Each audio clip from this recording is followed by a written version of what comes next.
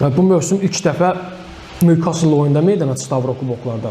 Amma o oyun təcrübəsi az olsa da Bəhlul olmaz, Bədavi olur. Bədavi daha doğrusu, Bədavi Hüseynov və Bəhlul üzr istəyirəm. Bəhlul zədə səbəbindən buraxırdı oyunu. Bədavi Hüseynov Bakıdakı oyunda da yaxşı qoşulmuşdu oyuna. Bu gün də 90 dəqiqədə hər hansı bir ciddi səhv ilə yadda qalmadı. Ümumi olaraq təcrübəli futbolçudur, amma bu mövsüm hər hansı bir oyunda çıxış etməmişdi. İlk dəfə Newcastle-la Bakıda meydana çıxdı. Məncə lazım olan qədər komandasına fayda verə bildi. Ümumiyyətlə Bədavi Hüseynov düşünürəm ki, bir çox yerli futbolçularımıza nümunə olacaq futbolçudur.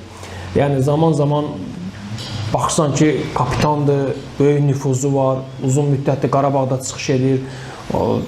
Belə deyək də təcrübəli futbolçulardan biridir, ağsaqqallardan biridir komandada, amma heç vaxtı negativ söz-söhbətlərdə adı hallanmır. Yəni ehtiyatda saxlananda, ehtiyatda necə deyirlər, hörmətlə, xətir-izzətlə oturur, Qurban qərarına hörmətlə, sayğı ilə yanaşır.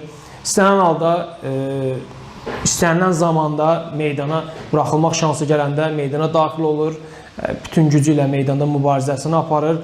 Yəni, intizamlı olmaq baxımından, futbolçu baxımından istənilən pəncərədən baxası olsaq, məncə bir çox yerli futbolçularımız üçün Bədavi Hüseynov çox yaxşı bir nümunə, futbolçu obrazı kimi götürülə biləcək bir nümunədir. Yaxşı olmayan bir şeyi də qeyd eləmək istəyirəm, təəssüflər olsun ki, bu belədir. Bədavi Hüseynov elan edir ki, mənim mövsümün sonu bitirəm karyeramı. Amma bu dəqiqə Azərbaycanda futbolumuz o qədər acınacaqlı vəziyyətdədir ki, yəni mən düşünürəm ki, Bədaviyə millidə hələ də ehtiyac var da, yəni. Yerli futbolçu qıtlığı çox ciddidir.